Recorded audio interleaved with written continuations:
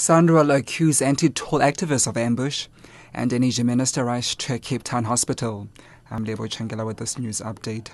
SANRAL has accused anti-toll activists of ambushing them by launching an amendment to their urgent interdict application. The application is being argued in the North Gauteng High Court in Pretoria, a week before the rollout of the e-tolling system.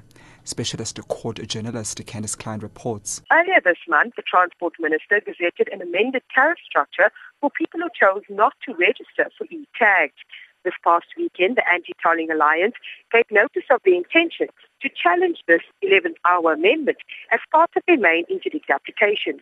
But SANRAL, the Transport Minister, and Treasury called this an ambush. They say the amendment raises complex issues of fact and law, and they need more time to get to grips with it.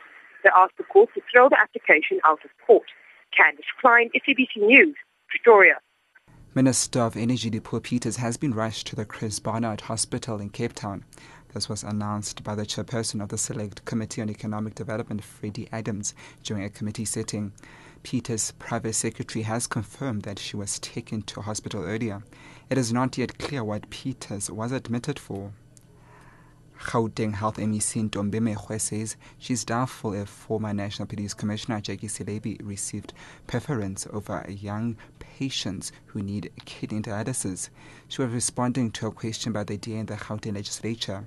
There was also a question posed to Gauteng Committee MEC Faith Mazibuko regarding an incident in which a speeding vehicle transporting a provincial local government MEC Humphrey Memeza ran over Krugersdorp teenager Thomas Ferrer in November last year. The SABC's Thabo Pachani reports. The DA wanted to know, among others, on what medical grounds Selebi received preference over young patients who need kidney dialysis and what are the future plans for his medical treatment.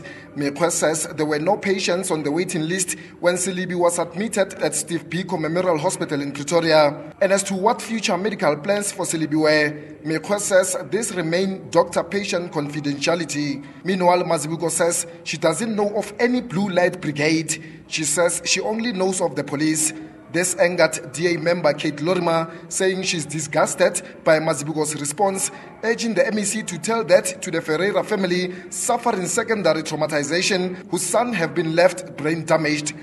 And the residents of Mkhaleng at Vicksburg in the Eastern Free State were angry with the response by the then Setsoto Mayor, Mbothoma Maduna, when they handed over a memorandum of concerns during protest action in April last year. It was during this protest that community member Idris Tatani was shot dead when violent clashes between police and residents ensued. More than 4,000 protesters participated in that march.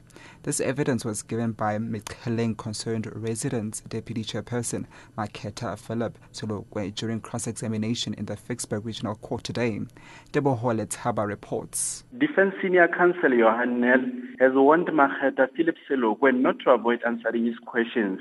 He says he'll argue in court that the first state witness is being evasive. Nel wanted to know how scores of protesters reacted when the then Setsoto Mayor Mbothoma Maduna was responding to their memorandum. Selokwe, looking impatient, emphasized that he repeatedly told the court that people react differently under trying circumstances. But Nel was not impressed, as he wanted Selokwe to be specific, not to be ambiguous when he asked questions. The trial continues. Debo Letaba, SABC News, Vicksburg.